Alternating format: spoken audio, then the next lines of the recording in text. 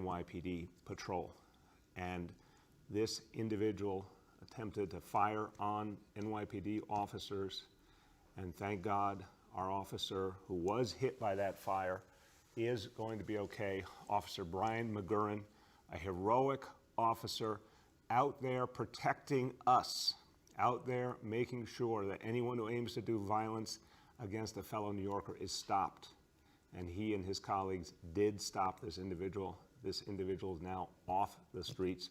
I expect him to be off the streets for a long, long time. So this is an example of the dangers our officers face, but also a profound example of the heroism and the courage they exhibit, how much we depend on them, but also the smart strategies of the NYPD to have officers where they are needed. So this is a story that ends, thank God, with our officer, although he is wounded. And we all hope and pray for a very speedy recovery. Our thoughts and prayers are with him and his family. He is expected to make a full recovery, and that's very good news. Also yesterday, very important, the individual who fired shots in Times Square has also been caught. He tried to run, he went out of state, but the NYPD always is able to find people, and this is something that everybody needs to understand, and anyone who means to commit a crime better understand. The NYPD, more than any time in its previous history, is doing an outstanding job tracking down anyone who commits an offense against New Yorkers. And the bottom line is, if you create violence, if you harm a fellow New Yorker, you will be caught, you will be prosecuted, you will suffer the consequences. This is crucial to how we continue our fight against crime, and we build a strategy for a safe summer in New York City. Now, there are so many pieces that go into the recovery we are building every single day in this city. Public safety is crucial. Obviously, the thing we talk about every single day, vaccination, this is the gateway. This is the thing we have to get right so we can keep moving forward. And the good news is, every day, tens of thousands of people coming in to get vaccinated. The latest number, as of today, from the beginning of our vaccination effort, 7,277,505 vaccinations have been given. Climbing every day, and now that number will definitely increase because hundreds of thousands of more New Yorkers are eligible. We've gotten the formal authorization now that all providers who have the Pfizer vaccine can provide it to 12 to 15-year-olds. I think a lot of families are going to want to take advantage of this opportunity to protect their kids and protect their whole families. So yesterday, Dr. Choksi talked about our plan to reach our Zoomers, and I'm going to keep sounding this message to parents. Parents, let's get our Zoomers off of Zoom and back to life as normal, and you can help by getting them vaccinated. Sites all over the city. As always, easy, fast, free, safe.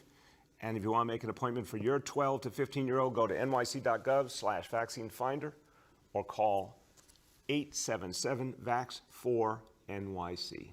Okay, now, we need everyone to get vaccinated. So we know we have to make it convenient, we know we have to make it easy, we know we need opportunities for people to speak to their trusted community voices, doctors, et cetera. We're doing all that. But we also know that incentives help. They really do. And so we've been announcing free tickets, gift cards, all sorts of incentives to encourage people. A lot of people are ready to get vaccinated. They just haven't gotten around to it. They need a little extra incentive. We're doing that now. And we are going to have a live correspondent this morning talk about this, and from a site that means a lot to all of us as New Yorkers, because one thing I think that does unite New Yorkers is a love of Shake Shack. So live from the original Shake Shack location in Madison Square Park, the CEO of Shake Shack, and he is generously joining into this incentive effort, and I welcome him. My pleasure to introduce CEO Randy Garutti. Welcome, Randy. Good morning, Mr. Mayor. Good morning, New Yorkers. I'm Randy Garutti, the CEO of Shake Shack, and we are here live in Madison Square Park at the original Shack. 20 years ago, this Shack was born as a humble New York City hot dog cart to raise a little money for this park. And even today, all of our rent goes directly to paying for this park's beautification. We were born and raised in this city. We are proudly headquartered here in New York, and we are a New York company. And this year, we've been working hard to take care of our team, and our team has been working hard to take care of the recovery of this city and our communities. And we've got one more we want to add for you, New York. You know, these incredible mobile vaccine buses that are serving some of our most underserved communities here in New York. When you get your vaccine over this next few days, we're going to get you with a free Shack Burger card every time you get your vaccine. Even better than that, our 25 Shacks around New York City. Anytime you go for the next month, you're there grabbing your burger, your chicken sandwich, show us your vaccine card. We'll get you free fries on us to say thank you. We are so excited. We love this city. We live here too. And we're going to get back. Get your vax, get your Shack, and let's gather up as a community again. The Shake Shack team is here for you in New York. We'll see you soon all around New York City and Shack. Thank you so much, Randy. Thank you to the whole Shake Shack team. This is really going to help us out. And did you say free fries when you get vaccinated? I got vaccinated. You're saying I could get this? These delicious fries? Wait a minute. But there's also a burger element to this? Let me check with Bill Neathart. Is it too early in the day to eat a burger? No. This could be breakfast? Okay. I want you to look at this and think about, again, some people love hamburgers, some don't. Really want to respect all ways of life. But if this is appealing to you, just think of this when you think of vaccination. Vaccination. I'm getting a very good feeling about vaccination right this moment. Thank you to Randy Garuti and, of course, Danny Meyer, who's doing so much to help us with the recovery, and the entire team. I've got to finish chewing for a moment. I think that would be more dignified, don't you think? Yeah. So, everyone, we're going to keep rolling out incentives. We're going to keep making it easy. We're going to keep making it fun. We really, really need to get everyone vaccinated. So keep watching, keep joining in. Choose the thing you love, choose the incentive that moves you, and come on out and get vaccinated. Okay, now, this is pretty good, but we will now go even higher up the vaccination scale here. I've said that one of the great reasons to go out and get vaccinated is bring the city back, full reopening, and let's have something historic and amazing. The summer of New York City, a summer of joy, a summer of culture, a summer of energy. We can do this, and one of the things you're going to see in New York City this summer is live music everywhere. It's going to be a big part of what gives us energy, what gives us hope. I am very proud to say that two of our biggest music festivals, outdoor festivals, are making a major comeback this year, 2021, New York City. Global Citizen Live will be back, and the Governor's Ball at Citi Field will be back, and that is a very big deal. So, here's the latest incentive deal. If you get vaccinated, you have an opportunity to win free tickets to these amazing music festivals. These are, literally people wait all year for the opportunity to enjoy these festivals. And here's your chance. So get vaccinated, get a ticket, get out there and enjoy something amazing. Now, to hear about what this means, one of the artists who will be performing at the Governor's Ball. I love all musicians, but I particularly love musicians who are true New Yorkers, in this case, a true Brooklynite. And she has done amazing work. I am particularly moved by one of her best-known songs, 1950, which is absolutely just enchanting and mesmerizing. And she is a great songwriter, singer, musician in every way. My great pleasure to introduce King Princess. What's up, Mr. Mayor? How you doing? So, I'm doing good, man. I'm really, really excited to be a part of live music, especially now. Like it's my life. And, now more than ever, people need that type of energy transfer, that type of performance to heal their souls. So I'm really excited to be participating in Governor's Ball Festival, which is basically like I was my Coachella. Like I went to Gov Ball every year in high school.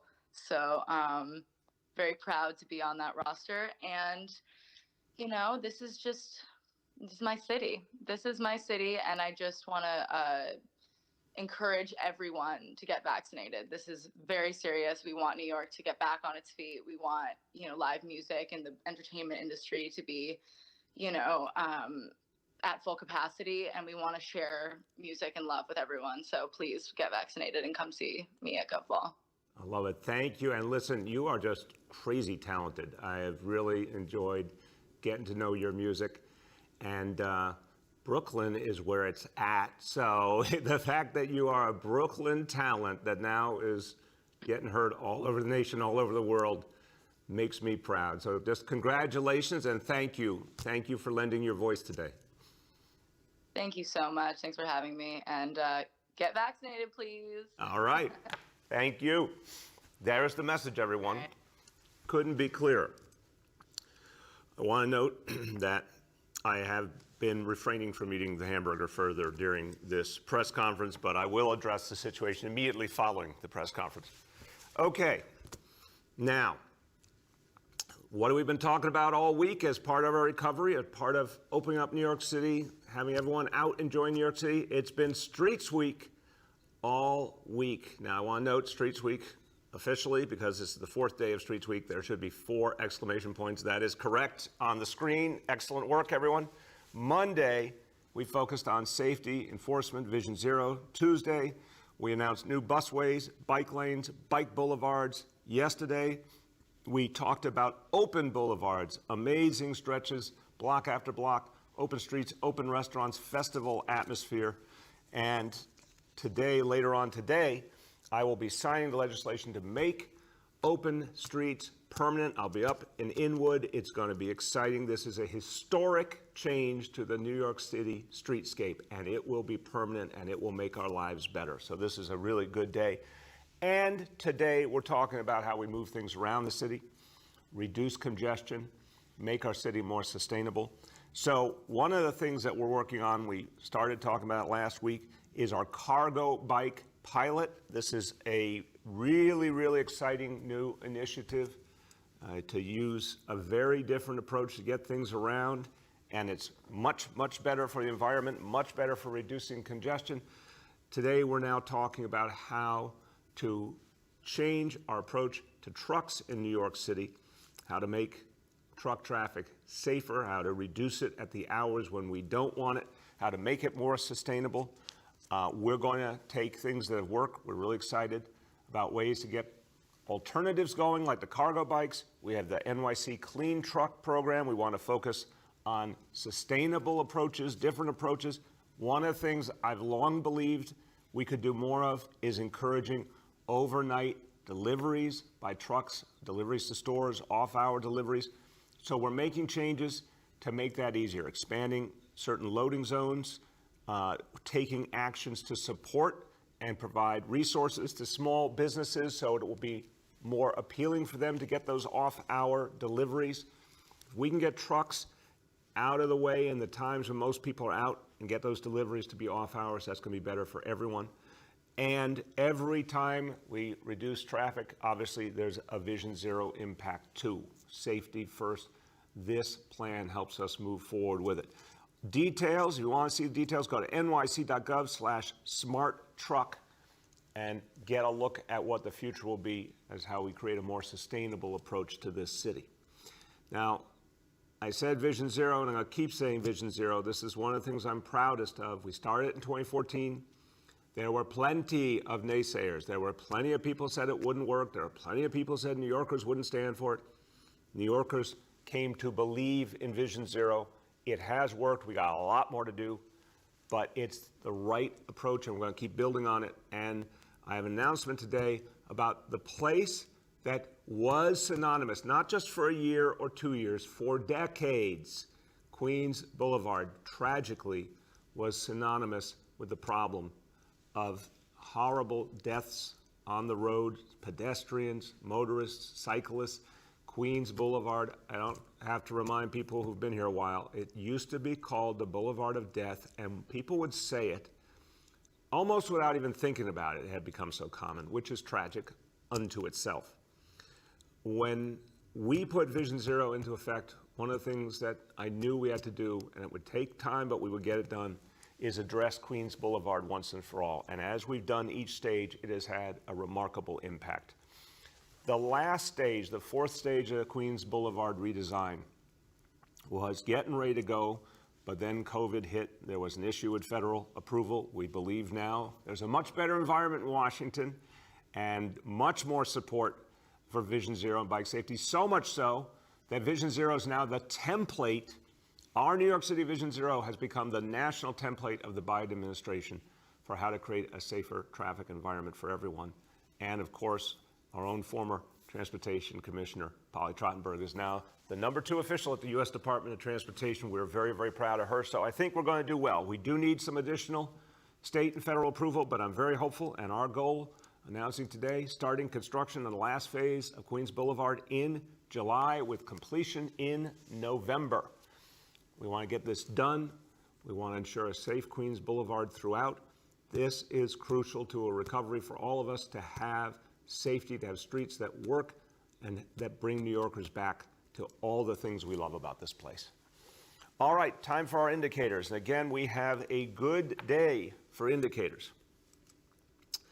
Number one, daily number of people admitted to New York City hospitals for suspected COVID-19. Today's report, 92 patients. 92 confirmed positivity, 25.53%. Hospitalization rate keeps going down, 1.19 per 100,000. So we're well below threshold. That's great to see. Now, number two, new reported cases on a 7-day average. Today's report, 693 cases. This is just absolutely remarkable. Look at that change over these last few weeks, and it is because of vaccinations, period. And number three, percentage of people testing positive citywide for COVID-19. Today's report on a 7-day rolling average, 1.81%. Continues to go down. Let's keep it going down. All right, a few words in Spanish. And today's topic, one of my very favorite topics, the summer of New York City. Este será el verano de Nueva York. Música en vivo. Los mejores músicos del mundo. Todos aquí mismo. Si usted quiere ir a los conciertos más grandes, póngase la vacuna. Le daremos a usted una entrada gratis para los grandes festivales de música. Es gratis y seguro ponerse la vacuna. El verano de Nueva York empieza con usted. With that, let's turn to our colleagues in the media. Please let me know the name and outlet of each journalist. We'll now begin our Q&A. As a reminder, we're joined today by Dr. Choksi, by Dr. Katz, by DOT Commissioner Hank Gutman, and by DOT Deputy Commissioner for Transportation Planning and Management, Eric Beaton. First question today goes to Aaron from Politico. Mr. Mayor, I'm just wondering if you can talk a little more about the vaccinations of younger people. Is that happening right now? Has the city already begun to give those vaccinations? And, what are you seeing just in the first hours and day of, this new population being part of the effort? Let us get a live action update from our own Dr. Dave Choksi. Dave. Thank you, Mr. Mayor, and thanks, Aaron, for the question. We're very excited, of course, about this other hopeful milestone in our vaccination campaign. We've seen just overnight hundreds of appointments that have been made at city sites, and I expect that will get into the thousands over the course of today. And yes, people between the age of 12 and 15 have already been vaccinated as of this morning with the Pfizer vaccine. We're seeing lots of smiles, lots of happy parents. Excellent. Thank you, Dave. Go ahead, Aaron. Okay, great. great. And then, on another topic, the first debate in the mayor's races tonight, are you going to be watching? And, have you formed any impressions or opinions at this point on how the candidates are doing? Aaron, I will definitely be watching. I think it's an important moment. I think it's obviously time for New Yorkers to start focusing more intensely. This election's a little under 6 weeks away now. And this is the kind of thing that's going to give people a lot more information. So I will keep my observations to myself for now, and at a certain point I might choose to share more. But I do think this is the kind of thing that will actually really start to focus people's energies. The next is James Ford from Pix 11. And good morning, Mr. Mayor, and to everyone on the call. Good morning, James. How you doing? Doing great, particularly not only with the weather, but with this news about Shake Shack, which actually is related to my question. Earlier in the week, as I recall, someone mentioned incentives for people who've already gotten vaccinated, as opposed to incentives to get people to get vaccinated. Can you talk a little bit more about that? My impression is, for instance, that this French fry initiative, when you show your Vax card, is actually an incentive for people who've already been vaccinated. Am I right about that? And are there any plans to maybe have additional incentives for people who made the decision to get their vaccination? James, I want you to look at these French fries and just think about how great it is to get vaccinated. Yeah, look, we love what Shake Shack is doing. We have seen other examples that really encourage people after the fact. That's great when we have incentives like that. Krispy Kreme did that. I personally participated. I found it very rewarding. So I love those kind of incentives. But we also think there's ones where you get the opportunity, you get vaccinated, and then that activates the opportunity. Those are particularly powerful, like the idea of you get vaccinated, that qualifies you for the opportunity for free tickets to these concerts that so many people want to get into. So both have value for sure. What I want to make sure is that we constantly send the message that it's important to get vaccinated, it's a positive experience, it's a fun experience, and there's lots of different ways to get rewarded in the process. Go ahead, James. Thank you, Mr. Mayor. My next question is on behalf of my colleague, Nicole Johnson. Can you talk more about this shooting this morning of the NYPD officer, and more broadly, address people's concerns that the city is getting more dangerous? A lot of folks feeling, especially in a case like this, when an officer gets shot, that despite the city's continued focus, messaging about still being safe overall, that in fact it just feels much more dangerous to be in and around the city in any location. Can you say more about that, please? Yeah, James, look, one thing I heard a long time ago from then Commissioner Bill Bratton, which really is an important point, is there's facts about safety and then there's a perception, and they both matter. The fact is we got 35,000 police officers out there doing an amazing job, getting guns off the streets, stopping violence, which we saw last night. Those officers had been pre-positioned in the right place to be able to stop violence. No one knew the specific thing was going to happen, but it was literally an example of why precision policing works. The local leadership, the NYPD, in that part of Brooklyn knew where they needed to have officers, and it made a huge difference. So that's going to keep happening. That's going to keep growing. We just graduated 850 new officers who will be out in the streets. Last night I talked to the DA of Brooklyn, Eric Gonzalez, about the fact that gun cases are finally being heard in the courts. We had a major gang takedown in Brooklyn.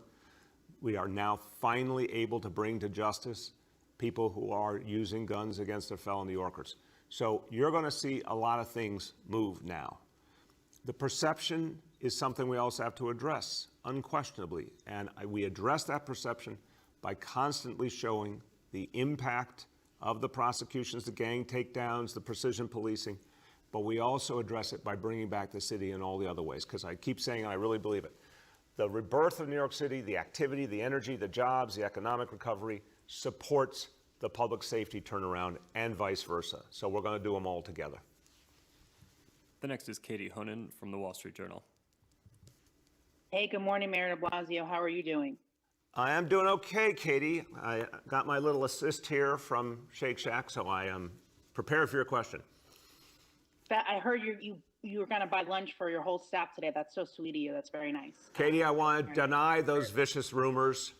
I think it's really, thank you, Katie, for shedding truth on the fact that there is misinformation being spread, and we're going to stop that from happening. I think what I heard Bill Neidhart is buying lunch for the whole staff, and Bill Neidhart is just an outstanding American. I want to thank him for that. I got my bills mixed up. I'm so sorry. Yeah, that's it. That's a perfectly natural mistake, Katie. It's fully understandable. My question is something that I know has come up and been asked. When do you think senior centers will reopen in New York City? I am very hopeful. I'm going to turn to Dr. Choksi, who's been working very closely with our Commissioner for the Aging, Lorraine Cortez Vasquez. No one in New York City more than Lorraine wants to reopen senior centers. I definitely want to reopen senior centers. Now, as we've said from the beginning, the single most vulnerable group of people has been our seniors. And putting people together in a small space, it has to be done very, very carefully. But it will happen because we're well on our way to reopening everything. So let's see if Dr. Choksi has any more fine-tuning on the decision timeline. Thank you, Mr. Mayor. And that's exactly right. Commissioner Cortez Vasquez and I and our teams have been in constant conversation about this. We have already announced that grab-and-go meals outdoors will be available for seniors. And that's just the first step in the phased, methodical reopening plans that we are working through. I expect we'll have something more formal to announce, within the next few days. But it will mirror what we do for all of the settings where we are most concerned about COVID risk. And that means starting with outdoor activities, ramping up to indoor activities, making sure that we have the public health precautions in place. Most importantly, making sure that as many of our seniors as well as senior center staff are vaccinated. But with all of that taken together, I do expect that we'll have a timeline for that phased reopening over the coming weeks. Excellent. Thank you. Go ahead, Katie. And my second question is more fun. You're nearing the twilight of your time as mayor. Is there anything you haven't done that you want to cross off your New York City mayor bucket list? I don't know if it's a few things that you were looking forward to doing that you haven't done. Wow, that's interesting. I think that's going to be a running series. I have to say, I am just entranced by this city always. I really am. I mean, every time I go around, I feel like I still keep discovering stuff in different neighborhoods. So is there something specific? I am going to think about this. Maybe I have to join one of the bands at the Governor's Ball. I think that's probably, debut my musical stylings. I'm going to think about that. I'll come back, Katie, with a very, very specific answer. And Katie, thank you for reminding everyone about Bill Neidhart buying everyone lunch. That was really a public service you did just there. Thank you. Go ahead. The next is Michael Garland at the Daily News. Good morning, Mr. Mayor. Good morning, Michael. How you doing? I'm doing good. I was talking this morning to a cold-hearted Red Sox fan about these COVID cases the Yankees are experiencing, and now, he raised, I think, a very real concern, though, rivalry aside. Several of these cases are breakthrough cases where, folks got the vaccine but are testing positive for COVID. And I was wondering if you or Dr. Choksi could, talk about the implications of that and what the city is what that means, right? And what the city is doing to kind of figure that out, to address that. Yeah. Yeah, Michael, it. I'll turn to Dr. Choksi. I would say, I think it's always fair to ask about something that looks aberrant. But I'd also say, at least to date, when something is aberrant, let's remember it's aberrant. So overwhelmingly, what we are seeing, and the numbers are screaming it, is vaccinations are working. They're greatly reducing COVID. They're working in people's individual lives. There's always exceptional situations, but we had such concern, for example, rightfully, about variants. We've had so many moments along the way where people really ask questions with tremendous concern and nervousness, and what we've seen with extraordinary consistency is the answer is vaccinations work, and they change the whole environment profoundly. But there's always exceptions and details to account for as well. So Dr. Choksi, why don't you speak to that? Thanks, Mr. Mayor. You covered the most important point here, which is let's not lose perspective about the truly astonishing effectiveness of the COVID-19 vaccines that we have.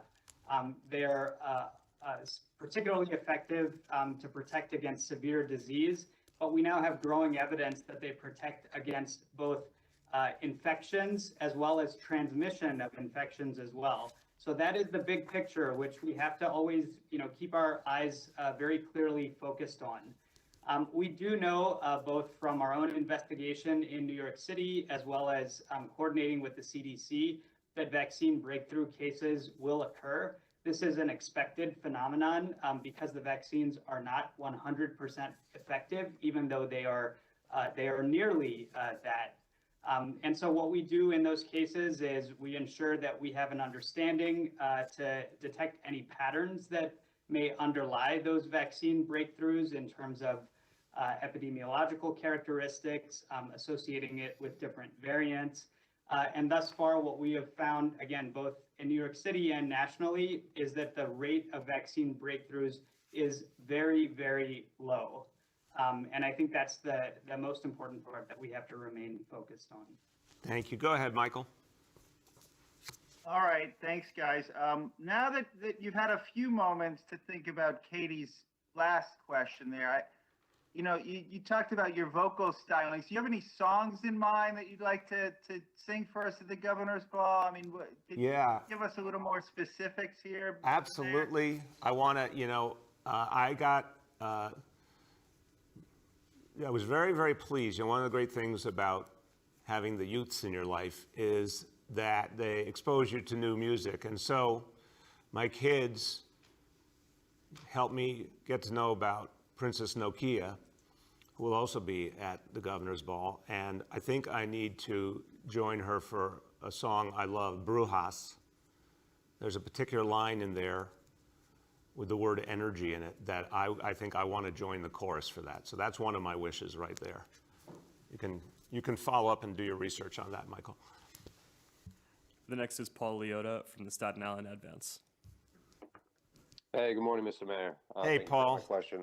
How you doing today? I'm well, sir. How are you? Good. Great. I just wanted to follow up on my question regarding the ferry service yesterday, 2 days ago. I spoke with one of the guys from the union that represents the workers. His position is sort of that the hiring challenges go back over a decade. So I'm hoping to get a sense of, where we are with hiring and how long this has been an issue. Paul, we got two of our colleagues from DOT, Commissioner Hank Gutman and Deputy Commissioner Eric Beaton here, so I'll turn to them in a second. I would just say I always believe in a can-do approach. So even though we're in a really unusual moment coming out of a pandemic and the whole labor market's been roiled and everything, I'm still working from the assumption we're going to find our way forward. May take a little bit of time, but we'll get there. But to your question of where things stand and how that compares to the history, let me see if Commissioner Hank Gutman or Deputy Commissioner Eric Beaton, who wants to jump in here? I'm happy to. Good morning. Good morning, Mr. Mayor, and happy Streets Week. That's 4 exclamation points, Hank. Absolutely. Okay. Absolutely. and I'm a little disappointed not to be with you today, given the Shake Shack. But the answer on the ferry is that the requirement that we hire people who have particular skills and are certified by the Coast Guard is a long-term institutional issue. And obviously COVID set us back on all of this. But the instructions we received from the mayor and the instructions that I have shared with the team is that we're to do everything humanly possible within the limits of the law to get this back up as quickly as we can. So yes, it's a long-term problem, but now we have new needs. Bringing on the OLIS lines obviously complicates things because people have to be trained on the new boats. But the instruction to the team is to spare no effort and do whatever we need to do. So I appreciate the question. I appreciate the concern. And we will do everything we can. Amen. And we're optimistic. We're optimistic about an outcome. Thank Stay you. tuned. Deputy Commissioner, you want to add anything? I don't know he's there. Deputy Commissioner Beaton, I guess that's a no. Okay, Paul, go ahead. Yep, he said it. Who's up? Am I going? Paul? Yeah, go ahead, can you Paul. hear me? Yep. Okay. Just to follow up on that, for Commissioner Gutman, I'm hoping to get a sense of how competitive compensation is for guys who work on the ferry compared to, say, cruise lines or other ferry systems around the country. Where is our compensation stand in comparison to other areas? Yeah, I don't know. I'll just jump in first, Paul. I don't know if Commissioner Gutman is an expert at this moment on that comparison. If he has an easy answer, great. If not, he will get back to you after we do this. Hank, you have anything to add there? No, we'll get back on that. Thank you, Mr. Mayor. Thank you. The next is Julia from the Post. Hey, good morning, Mr. Mayor. How you doing? I'm doing well, Julia. How are you? Well, you have us all craving burger and fries this morning. So, and is that a large soda you have there? Look again. Look again, Julia. See, I want this to be synonymous with vaccination. I want to do full disclosure. This is a Shake Shack cup with water in it. I think soda would have been a little much for me this morning. Yeah, I would say your predecessor would be upset by that. True. That's true. Okay, on to a couple more serious questions. There was a survey by the Brooklyn Chamber of Commerce that found 64% of borough businesses were having trouble hiring, and 42% cited high unemployment benefits as government checks pay as much or more than the city's minimum wage. Business owners in Manhattan echoed that sentiment to us. So I'm wondering how you get the city's economy up and running again if so many workers are choosing to stay home because of this situation. I think that's going to improve literally with every passing week, every passing day. The unemployment plan was based on the fact that none of us knew what was going to happen with COVID and with the economy, but people needed to have some kind of income and keep their families going. Now we've got a reality where the economy's coming back, and I think what you're going to see is more and more people taking jobs because the unemployment's going to run out soon, but the jobs are here now, and if you want those jobs, you got to grab them soon. So I do think there's an issue there, but I think that issue in many ways is going to resolve itself simply because of the sheer logic that folks who want to get jobs while they can get them and get jobs they want need to act pretty soon. Go ahead, Julia. Okay, on another topic, you've been a vocal proponent of legalizing recreational marijuana. What is your reaction to CompStat figures that show the unintended consequence of fewer gun arrests across the city? I'll give you some of those numbers. Last year, 33% of all gun possession arrests resulted from vehicle stops, with the majority of those involving weed, a source told us. After the new law went into effect, that number went up to 45% this year. And during the 5 weeks that ended on May 9th, most of which were covered by the new pot law, there were just over 200 gun busts, cutting the average by more than just 53 from a week ago. The week before. Well, Julia, look, first, the idea that it was important to legalize marijuana, I think that's really strongly supported in so many ways, that this was the right moment in history to legalize marijuana.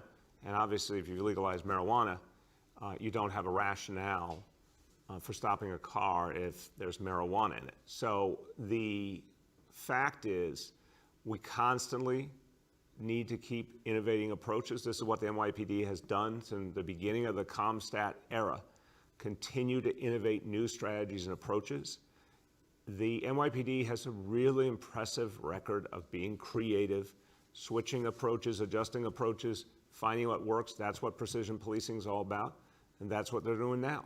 So I think it's as simple as that. It's a new reality, but it's reality based in a larger truth, and now we make the adjustments we need to make.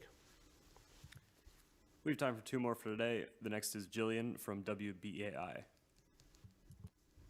Hey, what's up, Mr. Mayor? That's my Hey. new greeting for you. How you doing? Yeah, well, you know, you and King Princess both said what's up this morning, so that you're in good company. Well, I was mimicking her Yeah. basically, and you make quite the spokesperson. And I have to tell you some bad music-related news. The New York Dolls did not get into the Rock and Roll Hall of Fame. The That's Go-Go's wrong. did. That's wrong. I I want know, to and I want to it's condemn fine. them for that, Jillian. I'm condemning them. It's wrong. These bands that are considered alt rock bands would not have existed without the New York Dolls. It's just wrong. It's a travesty, and I'm not even a big Dolls fan. Anyway, You and I are in total agreement. Wait, I'm outraged. I'm going to storm off the set right now in outrage. You're not going to storm off with all that Shake Shack stuff No, around. I'm actually well, I would take it with me. That's it. Yeah, okay. Wise enough. I have a whole bunch of questions that include open streets and congestion pricing, but I'm so backed up because I haven't been called on in a few weeks. So I'm going to go back to what I was talking to you last about, which was you were going to do some noble homework, if you remember correctly, looking into the issue of affordable supermarkets, the Save Associated campaign in Crown Heights, and the criticisms of the Fresh program. So I wanted to know, you know, besides the fact that I wanted to add rather, in Manhattan, which of course is considered the most expensive borough and is not actually filled with rich people, in the last 10 to 15 years, it's lost a whole slew of affordable chains like Fine Fare and Seatown and ANP and Associated. So it's a problem that goes on everywhere. It's not exclusive to food deserts. So I wanted to know if you learned anything in conducting your noble research, and what can you do, and can you save the Associated in Crown Heights? We are working to save the Associated in Crown Heights. I had a conversation with the team. I do need a little bit of a refresher, Jillian, but I had a conversation with the team, and I'm trying to remember the specifics, but I do know we have reached out to the owner of that building and made clear that we think this is a really important resource for the community, and we want to find a way to save it, and we want to work together to do that. I can get an update through the team to you to tell you what the latest is, but we definitely want to find a way to save that. The larger point you're making, I really do agree with, and I have had a conversation with the team about what is a more holistic approach to protect affordable supermarkets. Affordable laundromats is another area I would put into the equation. We're working on an approach. I hope to have something soon. On the Fresh program, again, the intention there, I think, is the right one to get fresh produce, quality food in places that don't have enough of it. But we are looking to see if we're achieving the goals and if any adjustments need to be made. So I did some homework, but I have not completed my assignment, and we will get you further answers. I appreciate that, since I also just lost, well, not just, but I lost my own laundromat that had been there for 25 years. So it is a problem. Anyway, moving on. Last week, the city lost on two big development fronts. The courts ruled against the Gowanus rezoning and stop the Euler clock because of the issue of the virtual hearings. The same thing that's going on. You don't know about this?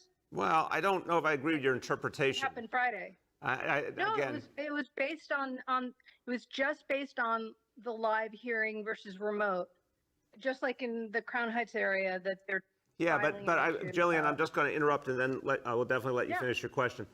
I don't believe anything has happened that's ultimately going to stop the larger timeline here. So there's different, and I'll check all my facts, but I've been following it pretty well. The various actions by courts follow certain patterns. I don't see anything here that stops this rezoning from ultimately moving forward. So put aside sort of procedural moves and short-term delays. I believe it's going to move forward. But continue. Go ahead.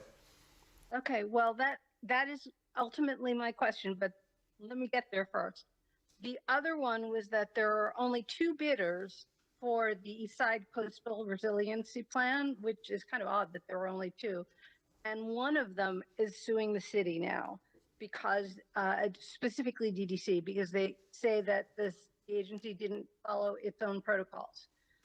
So that's been delayed because the city has agreed for 30 days to not award a contract and then another 30 days to not register it. And it's already been delayed 5 times. So considering that this particular plan was chosen because it was supposed to be faster, even though it's more destructive and it destroys an entire park, the East River Park, is it, that's something to consider in the idea. But I wanted to pull these all together because you've got this almost rush, as some of the community groups think, like Voice of Gowanus and East River Park Action, to get this stuff done while you're still in office, while Brad Minder's still in office, while Steve Levin is still in office. But it doesn't look like they are going to start while you're still here the last year. So I'm sorry, I forgot one important point. The Gowanus issue hasn't even been discussed in the courts on its merits. Help me get to your question. Yeah, I am. Come on. So at what point do you, here, this is it. At what point do you think it's better and fairer to allow the new mayor and new council members to decide what goes on in a city or their neighborhoods? I think, first of all, I don't want to do a back and forth. I'm just going to offer my understanding from my team as we speak that there is not a hold on Gowanus, that a hybrid approach to the hearing was approved by the court and everything's moving, and that's been my full understanding, that we feel we're on very firm ground and that will move and that will be achieved. And that rezoning is going to bring a lot of affordable housing, a lot of protection of working class jobs. I'm very, very hopeful about that. I think the fact that that rezoning has been worked on for years and years with a huge amount of community consultation, of course it should move forward. I think on the east side, coastal resiliency, I disagree obviously with your characterization of the plan. I think it is the right plan to protect hundreds of thousands of people who went through hell during Sandy, to protect them for the long term and create a beautiful park with more trees. So no, I think it's right to go ahead. Lawsuits and temporary procedural delays are part of life in New York City, but we're going to move that plan forward. It is the right plan. It's time to go. Last question for today goes to Gersh from Streets Blog. Well, how are you, Mr. Mayor, on Streets Week, day 4? Day 4. We need like a big Roman numeral to come up, Gersh. I need like a graphic that comes up underneath me here. Like the Super Bowl LIV. Correct. Anyway, I do have to say, I know it's de rigueur in the press corps to make fun of you when you're eating, but I actually like how much you enjoy eating New York food. So I just throw that out there. Thank you, Gersh. Gersh, even though sometimes we tangle, we see eye to eye on many things, I will always remember your kind contribution of sourdough bread at the height of the crisis. So we agree on food. We may not agree on punctuation because, as anyone knows, day 4 of Streets Week should also have 4 exclamation points. And you can see it's very graphically appealing, Gersh. I'm still only using one. Anyway, I did want to ask you about the Queens Boulevard announcement, which is, for many people in the advocacy community, long overdue. I have to know, though, there weren't any details. Initially, Council Member Kozlowitz in Forest Hills had wanted you to look at a different design for that, possibly put the bike lane in the middle, et cetera. Did you find a way to appease her, or did you just decide to go ahead with the original long plan design that your professionals had come up with? I like your verb choice as always. The council member, I think, honestly felt that what she was proposing was a better approach for the community. And we carefully, truly carefully listened to her, thought about it, looked at it, but came to the conclusion it wasn't workable and that the original plan was fair. I think there were some adjustments made, but it's based essentially on the original plan. We need these last approvals, and I know Streets Blog will be constantly monitoring to make sure other levels of government do their jobs, but we are ready to go and look forward to starting in July and being done in November. Go ahead, Gersh. All right, fantastic. And I'm going to shift to the big announcement about the trucking, the freight plan, because as you know, freight is a huge issue. Commissioner Gutman has talked about the massive rise in freight deliveries. This is a bit of a real softball because we're at a bit of a loss because we've gone through the 103-page report this morning, and it's a little unclear what the administration actually believes are the most crucial policies that are outlined there. And I ask it because it's a very aspirational document. It talks about all of the many ways the city must find, for example, more efficiencies in existing systems or promote industry innovation and modal shifts to marine and freight, et cetera, cargo bikes that we've talked about. But what do you think are be the assignment editor. What's the top 3 lines that you think are the thing that every newspaper should carry tomorrow? Be the assignment editor. I love that. Look, to me, this is about getting away from the way we have been doing things. So more, and I want to, here's my assignment editor approach. We're going to use more rail. We're going to use the water more. We're going to use bike cargo more. We're going to do things differently. And we're going to focus on getting deliveries out of rush hour into overnights, reduce congestion, reduce pollution. There's a lot of work to be done. But what's important here is the city wants to push for all these alternatives and use every tool we have. Some of this, I think, will be achieved with technological improvement. Some of it the private sector will start to achieve on its own. But really, a lot of the best innovations that have happened in terms of fighting climate change and in terms of creating alternatives in transportation, they have to be sparked by the public sector. So what we're saying is the current approach, lots of big trucks, middle of the day, focus incessantly on vehicles on streets. That is broken. That needs to change. Let's get to the rails. Let's get to the water. Let's get to the bikes. Let's get to the off hours. Let's do things differently. That's what the strategy is. And listen, everyone, as we conclude today, doing things differently, learning from incredible innovations, learning even from crisis and finding the good in it. That's what Streets Week has been all about, bringing the streets of New York City alive, sparking the comeback, making New York City more vibrant than ever. I want to emphasize this. We've said from the beginning, recovery for all of us is not status quo comes back again. No, it's come back different, better, come back more fair, more equal, but also do things we never dreamed to do before. And Streets Week, and we're going to celebrate up in Inwood today, is all about bringing our streets to life in a whole new way. This city is going to be even more vibrant after COVID than it was before, and that is what a recovery for all of us looks like. Thank you, everybody.